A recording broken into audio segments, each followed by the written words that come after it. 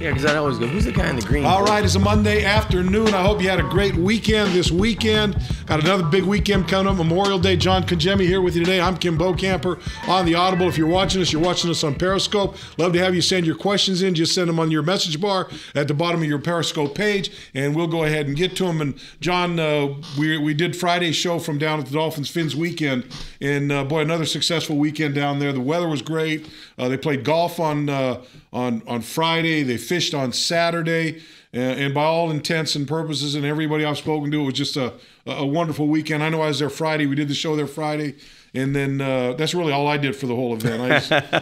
First of all, did you golf? Did you fish? No, John. First of all, I don't fish. Okay. I don't fish. I don't.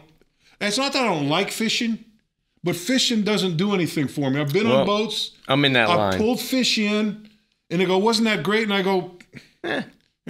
You know, so I don't even bother going out. Okay. I don't mind being on boats. I don't. You know, my problem is I got about a 2-hour window of attention, window of tolerance for being on a boat because they're small. You can't go anywhere. Right. Even on big stuck. boats, you're stuck. So, yeah. So I didn't fish, and I didn't golf because I'm an afternoon golfer, John. I don't get up at 4 o'clock in the morning for anyone to play golf. Yeah. No. And I was up here. Well, you have a regimen. You know, breakfast, read the paper, hang out, get ready, have a little lunch, light lunch, and then go out and play. I got to get up. I got to peruse my house and see if everything's okay. Right. That's right. Then I got to take my dog out for a little walk. While he's out there, the coffee's being brewed. Right. Get my coffee. Then I got to go through all the newspapers. So, if I usually get up at 7:30.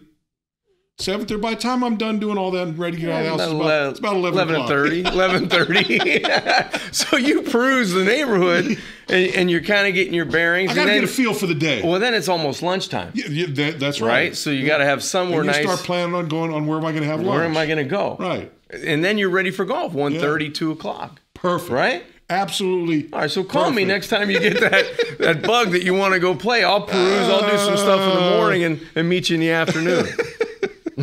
But anyway, it was a good weekend for them, and I know I talked to a lot of guys that had a good time there. Jeff Beck and Paul Castronova, who, by the way, I saw Paul up there. He's begging me to come on the show. Oh yeah. So I got to get Paul on the show here before too long. That's right. Hey, John, this week, the rookies will get out on the football field for the first time. OTAs, the third phase of OTAs, where they'll all be out in the field practicing, working out, and going through everything. That begins on Tuesday. And kind of a unique thing. So they'll go Tuesday, I think, through Thursday. Yeah. And then they'll have another one the following week and another one the following week. And then after that, then they'll break. And the next time they come back will be training camp. But I think one of the nice things that the Dolphins are doing, and it's the organization really is really doing a lot more to reach out with the community. They've always been very community oriented. Mm-hmm. But, they've got on Tuesday, Norland High School from down in Miami will come up and watch practice. Hallandale High School will come on Wednesday and watch practice. And the coaches and the players be able to be allowed down on the field watching practice and through that, which I don't know about you, John, but when I was in high school, that would have been pretty cool. That would have been a pretty amazing thing to do. So it's great that the Dolphins are giving these high school kids and their coaches an opportunity to see how these guys work and just get a feel for what's going on down here. Well, the Dolphins youth programs, they do such a good job in organizing all that stuff. Jason Jenkins and Twan Russell and Big Troy does a great job. Troy Drayton. They all are bringing these high school kids from all over South Florida, and they're going to get that opportunity to come out, meet the players, meet the coaches. I think we're even going to incorporate them in some of the Dolphin Daily stuff that we do. So it's going to be a cool opportunity for all these kids to come out, ask some questions. If you're a quarterback, maybe you get to talk to Ryan Tannehill or Matt Moore, one of the other quarterbacks. Or, if you're a wide receiver, you got Juice Landry there, or Devontae Parker or Kenny Stills, any position, to kind of mingle with these guys. And that's a unique opportunity when you have a pro football team in your backyard and you get teams from all over the place, all over in South Florida. I imagine there'll be 6-7 teams coming in over a period of days. Over the three OTA periods, they'll have two different. So there'll be 6 teams. That's great. That'll come in. I know Hallandale's coming. I think Miami Christian, Norland, Miami Cal. right? So they got a handful of them coming in. But this week's Norland and Hallandale. So Yeah, I think it's a great opportunity for these guys to get an opportunity to see that. And a lot of the rookies that came in, John, they had a chance on Saturday to go down and be part of the event down there, down in Key Biscayne. So they're incorporating them in everything that goes on down here. Yeah, it was a great weekend. I mean, you go out, you play golf. There's a pre-party for the golf. Then you have a fishing kind of party to rally those guys when they come in. And then there was a party at night, I believe Friday night. Yep. That really kickstarted the entire weekend. I was there for that. You made that? Yeah, I can make the evening events. See, that's what I figured. It's the early morning events o'clock. I don't do very well. Yeah. John, when I retired a couple years ago, and I said I ain't getting up. I'm not setting an alarm anymore. No more. That's it. No more. You're done with that, right? So if I wake up, now you're on your body clock. Right? Well, now my dog wakes me up. It's a dog. Okay. I'm on the dog's body clock. So, but I'd rather him wake me up than the alarm clock. Yeah, no question about it. Couple other things. What else is going on here? Let's go ahead and get some of the questions. We'll find out what they want to hear. But John, this is an important period for the Dolphins. This stretch now, getting the rookies acclimated, seeing some of the undrafted free agents that are out there, trying to get a feel for them, and to get your team back on the field as a group, offensive line, defensive line, everybody out there working to see what they can do. A big first step, I would say, for this team is they get ready to move towards training camp in the end of July. I think so. I think Adam Gase is looking forward to that team meeting tomorrow. Yeah. That initial team meeting. It's not a mandatory type of thing because it's still voluntary, but I would say you're going to have a high percentage of the players are going to be here tomorrow. They'll go through a regular meetings. They'll go through everything that they need to do, but then finally they're going to get out of the classroom and get on the field and be able to do 7-on-7s and be able to do some things, offense and defense. Helmets only, though won't be really any contact, but it'll be a good parameter to get them back out, to gauge, to see where guys are. And I think the most important thing for this football team, and I would believe for this coaching staff right now, Bo, is to make sure that these guys are in shape. Make sure they came back and through that off-season conditioning period where the coaches aren't allowed on the field, see what these guys have been doing with the strength and conditioning portion of what they can do with their bodies. Dave Paloka being in charge of all that stuff and getting guys back out so they don't have to worry about getting in shape. They can worry about learning and getting on film and then correcting some of those things that need to be corrected, because it's only 13 or 14 days where they're actually out on the field before they're gone for 5 weeks again, and then training camp starts at the end of July. So you only have a short window with your players and your coaches, and to get out and get the game plan and get game ready, get into your playbook and get into what schemes that are going to be different from last year, what you can add on to what they were able to build on a 10-6 football team. It's going to be interesting to ask both Coach Gaze and the players that were here last year. To me, it's like, hey, how are you, where are you at today compared to where you were at today 365 days ago, a year ago? What's the difference? Coach Gaze, what's the difference with you? How much different do you feel about what you're doing? I would have to imagine for him, it's leaps and bounds difference, because you know what you've got. Last year, I know even through that first 5 games of the season, talking to him during that time, he said, look, there's guys, I'm still trying to figure out guys that want to play, guys that how I can get them to motivate them. So he was still learning his team. Right. Then now he knows these guys. He knows what to expect. He's gotten rid of the guys he doesn't want. He's kept the guys he's wanted. He goes forward. So that's one thing is how far advanced he is, but also how far the players advance, knowing that terminology stays the same on both sides of the football. Scheme stays the same on both sides of the football. And for a franchise that's been in so much change every year, John, I can't honestly remember the last year where the offense stayed the same, the defense stayed the same, the terminology stayed the same on both sides, because maybe if the head coach didn't change, well, the coordinator changed, or you got a new defensive coordinator. There was always some kind of change that brought a change on the field.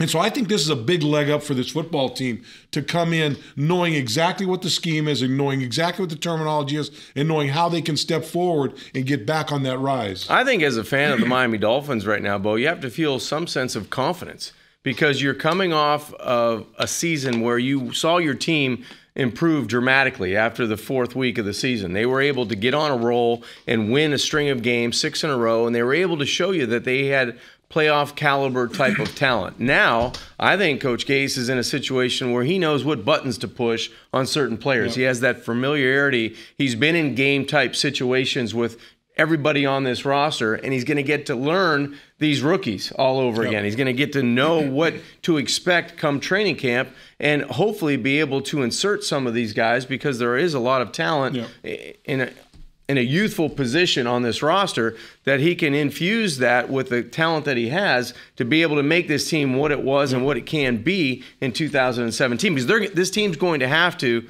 find different ways to stop people on defense, find different ways to get into the end zone.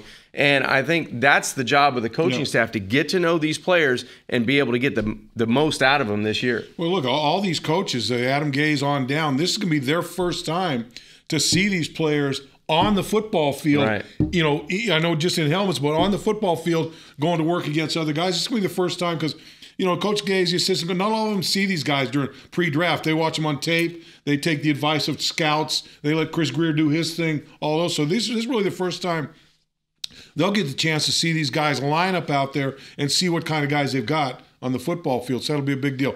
Hey, we'll get to some of your questions here in a little bit. Before we do, I want to give you an opportunity. This Thursday evening, the 24th, Dolphins are holding a Meet the Rookie event. It'll be at Dolphin Stadium. You can come in. You'll see a couple. I think Charles Harris is going to be there. I think Isaac Asiata is going to be there. I'll be there emceeing the event. And there's still some seats available. I just don't know where do you go to get to find out, Leon. Okay, I'm going to give you, as the show goes on, I'll give you a website, an email address, somewhere where you can find out what the protocol is to go there. But it'd really be a good opportunity. I've done a number of these, and got two guys here, and I know this kid, Asiata, is great. This guy's, you've spoken to him, he seems like a bigger-than-life guy. He is. It'll be fun to meet him. Once we find out where you're going and we can direct you, you know what? You're going to have a good time with these rookies, because both Charles Harris and Asiata, Isaac Asiata, he has an engaging personality, and he's one of those guys that, might be very well-spoken, but he plays with a mean streak. And he's got a great story, and he's passionate about what he wants to do. So I think, all the fans that have an opportunity to do that on Wednesday night and get down to Hard Rock Stadium, I think that's going to be a nice, intimate setting for you. Yeah, it'll be good. And I'll, as I said, as we go through the show, I'll go ahead and give you the information if you want to come and be involved in that. As I said, I think the event, I want to say it goes from 7 to 8, somewhere around there. So that's the time frame. So we'll get that information too as we go along. All right, let's go ahead and get some questions. What do you say, John? Let's go. All right, at the Fuzzy Biff, I'm guessing there's little news today. You're right. So let's just hope Bo swears for a lot of entertainment.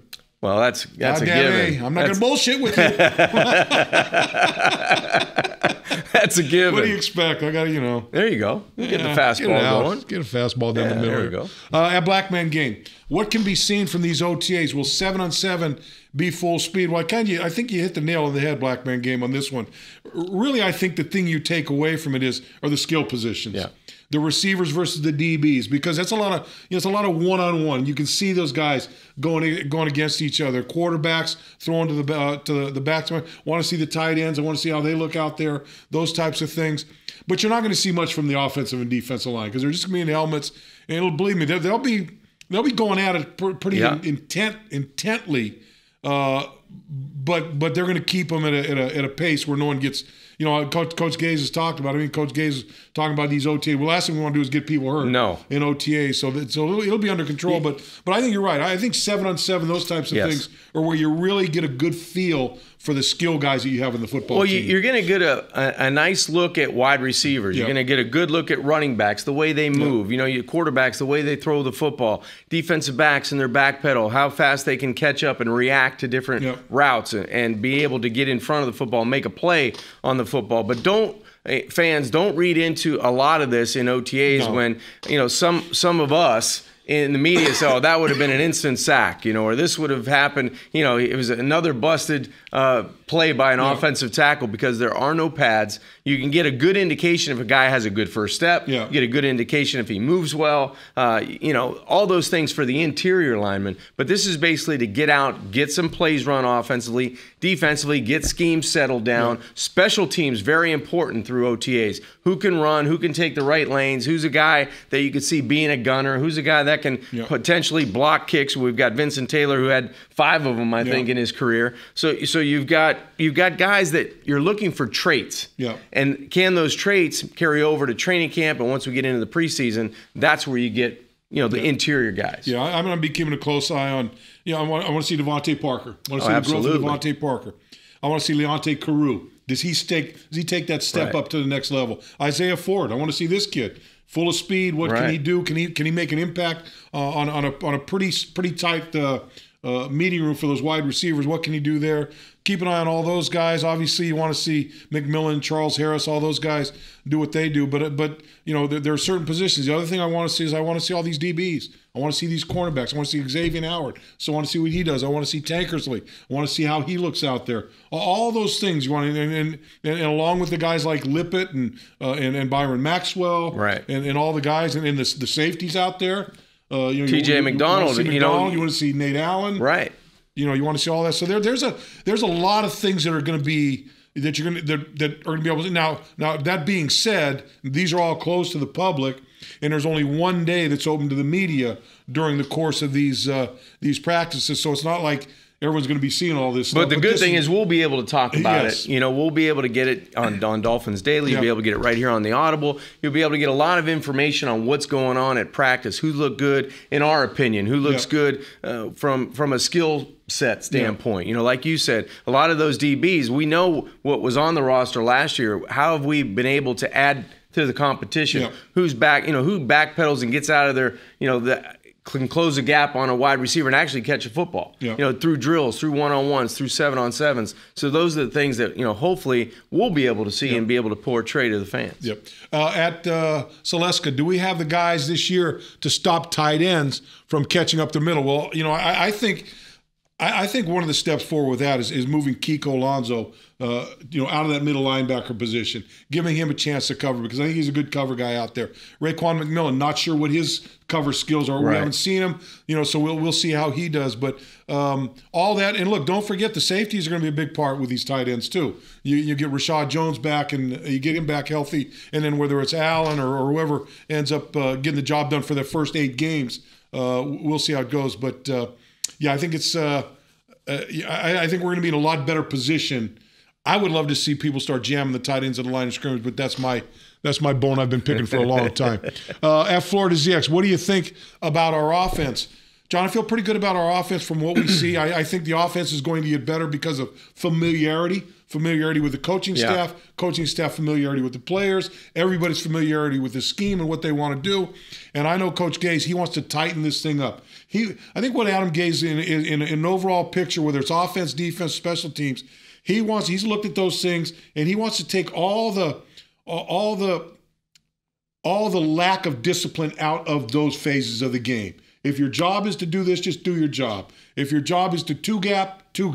If your job as a receiver is to clear out a zone, don't lollygag through the middle of the route. Clear out the zone and get a. So I think it's more tinkering this year with this football team than where we've been in the past, and I think that's a good situation to be in. Well, I think all the guesswork's out for Adam Gase. There's a lot of repetitive bodies that are going to be in positions to make explosive plays on offense. You know what Jay Ajayi can do as a running back. You know what he is. Now, how can a Kenyon Drake or a Williams or someone else on that roster, what can they add to what they've done in 2016 and carry over to help? What have they done to make themselves better, to make that position better, so you can put yourself in those game situations and be able to excel? And I think the same holds true at tight end. You have a playmaking tight end now in Thomas. How can that add to this offense? Who's that going to take some pressure off? Is it going to take less man-to-man coverage on third down away from Landry? Is it going to maybe open up some more things for Parker on the outside? Or is that still going to allow Kenny Stills to get vertical and get behind coverage, for those plus 40 plays? There's a lot of things that different pieces of the puzzle on offense. Moving Laramie Tunsil outside to the tackle spot. How is that going to improve the offensive line with the question mark still at guard? So there's a lot of answers that won't be necessarily answer during OTAs, but you're going to get a better indication of what body types and who's being more consistent in terms of assignment. And like you said about clearing out or getting on a guy and getting to the next level as a blocker, and who can catch the football out of the backfield on third down other than Williams. It's Stevens 310. What are this year's expectations with all the new talent? Well, it's funny. If you read any of the national publications, they're not expecting very much they're not. out of this football team. I don't know what the latest one came out this week, but it was some kind of a. It wasn't high on the Dolphins. It wasn't so far. The good thing about it is you kind of think that maybe you played well enough last year that you're not going to sneak up on anybody, but no one's giving this team a whole lot of credit. That national respect is lacking. Respect is lacking, no doubt about that. I feel pretty good about. I thought we were at a good spot at the end of the season, and I feel like they've gotten better. How much better? That's the $1 million question. Well, you got to win. Yeah, you got to go out and win. You prove it.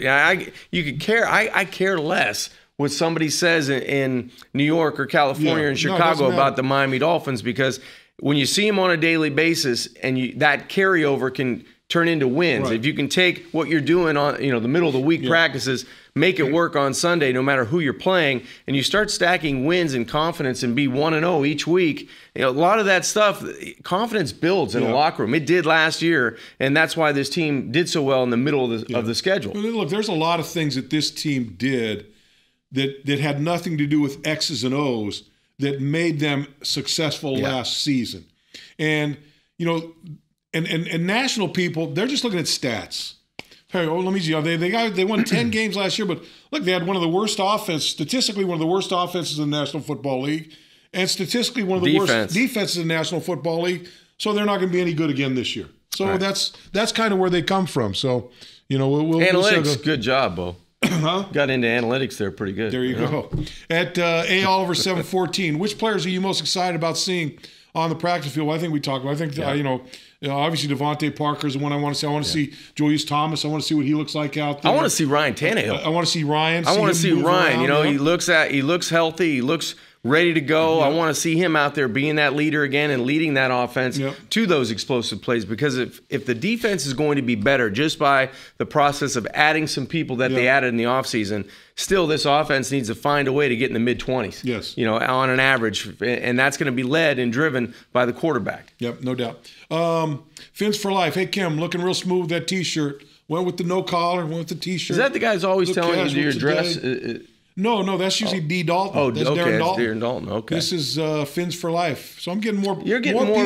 I'm getting more people into my fashion trends. I like that. That's pretty good. Yeah, you never know what I'm going to wear though. It's where it's whatever's the least dirty in my. It's whatever you see first.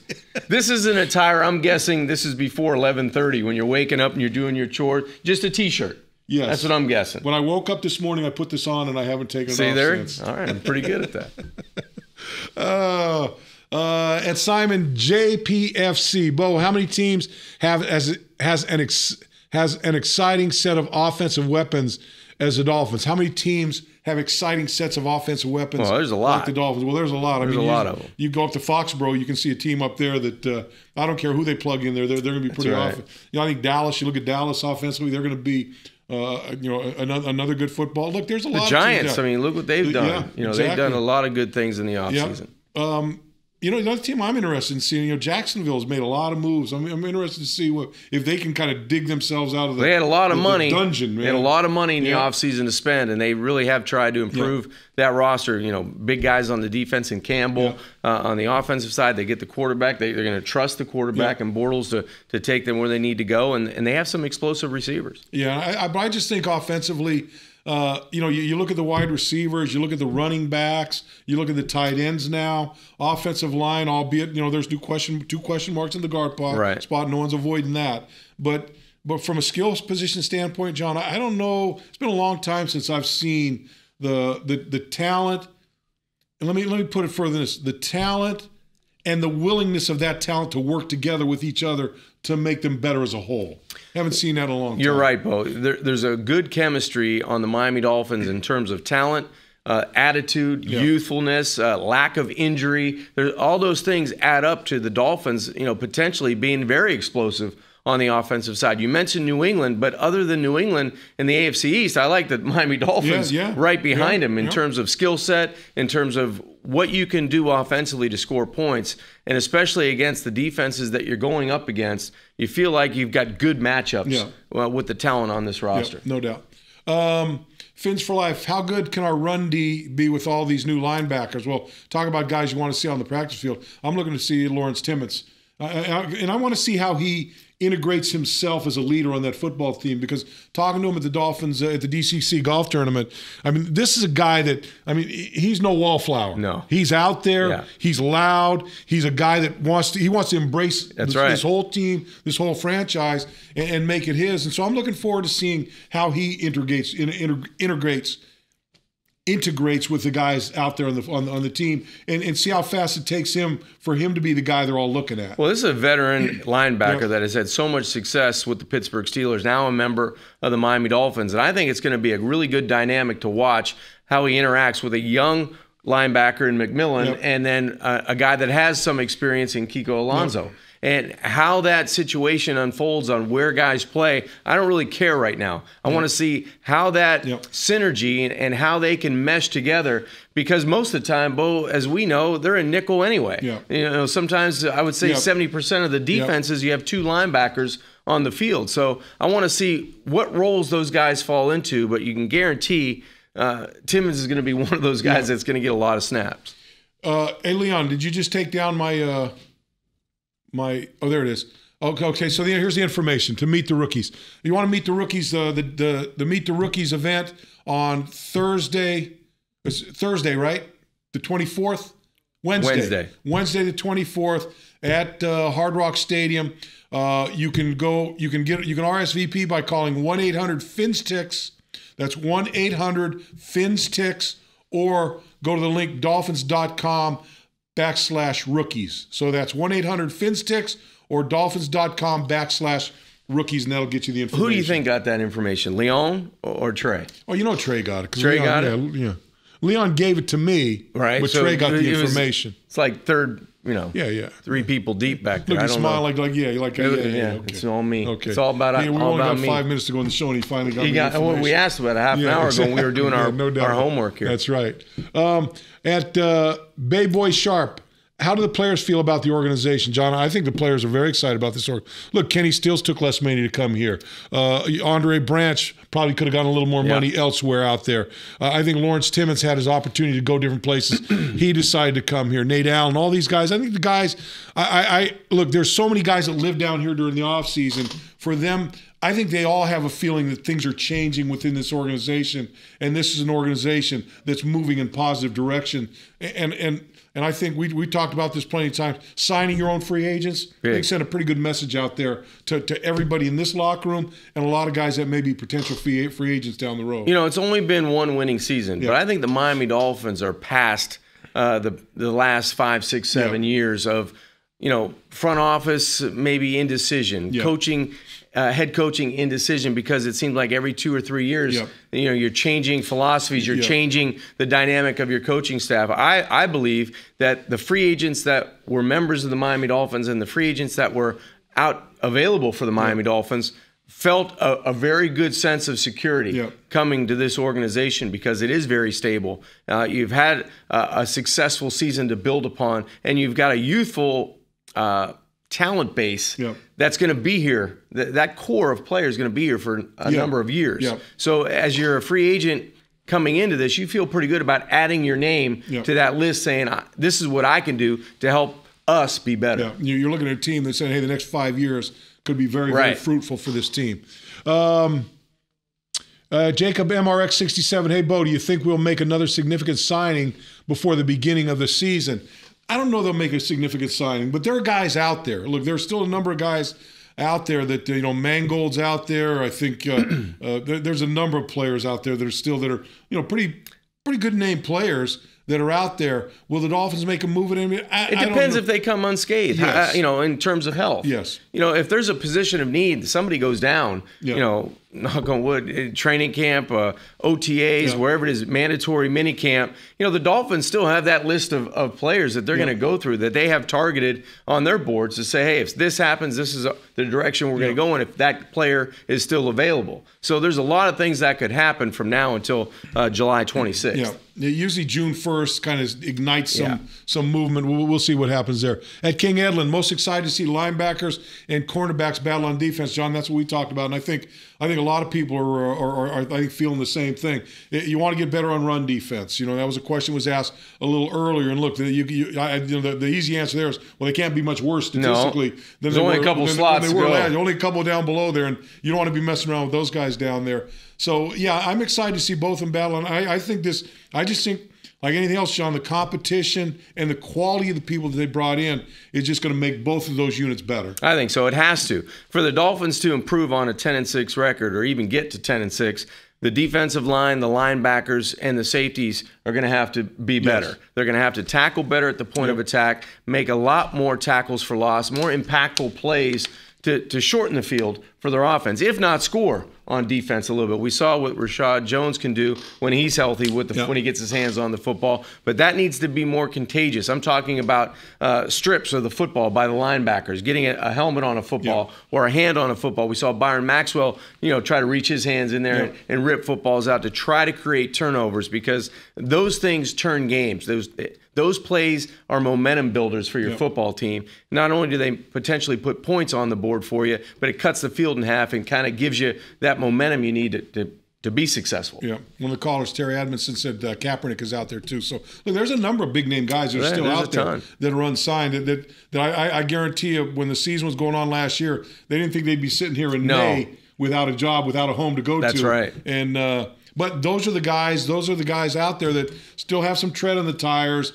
But teams are saying, hey, well, let's wait. Maybe if we have an injury, we'll go after them later on. And so, look, everyone's kind of looking at them the same way. Last question we'll go out of here. Or we got two more questions real quick. Lamel Ortiz, could Ajayi be a top 5 back in the league if he gets his receiving game up? I think he catches the ball pretty well. Yeah. I don't have a problem with him. He just didn't have those opportunities. No.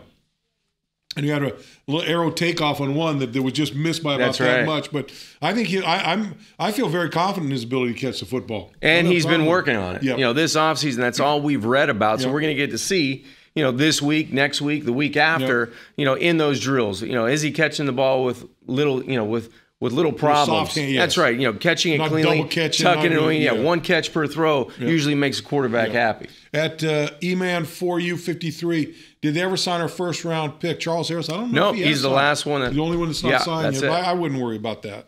The way that it's set up, slotted now, so well now. Out, You're right. They know what they're going to do, and you have a little offset. Usually have a little offset. And he addressed it last week. He talked about it. He said, I can't wait to be out there, and it doesn't really matter if I'm signed or unsigned. I will be signed, but right now I'm going to give you 100%, all I've got, and show you what I can do. John, it's going to be fun over the next couple of days to be able to see these guys out there working a little bit finally and seeing them run around out there and get a feel for what's going on. Finally football, Bo. Yeah, man. But then we'll start that, and after about 2 days, you go, where's the regular season? That's right. All right, John. Always a pleasure, my man. That was fun. All right, that's going to do it for our Monday afternoon show. We'll be back on Wednesday. Wednesday, we'll have something to say about the players on the field, how they look, what they're doing, what's going on. So we'll have a lot more, and who knows? Maybe Leon can get one or two of them to wander in through the show. Get some information, get some bodies for us. That's right. Nothing. Well, that's his. I thought that was his normal sign. He's added a new one. First he gives me and then he goes, no. Points at Trey? Points at somebody else, yeah. Who's he pointing at? Maybe it's Jeff. Jeff? He's pointing at Jeff. Was Jeff in there? Hey. You see Jeff's hiding in there. Jeff's, I don't know. I don't want to see. Logan's the smartest guy back there. Well, no one questions that. Yeah. All right, that's going to do it for the program. We'll catch you on Wednesday. We'll see you then.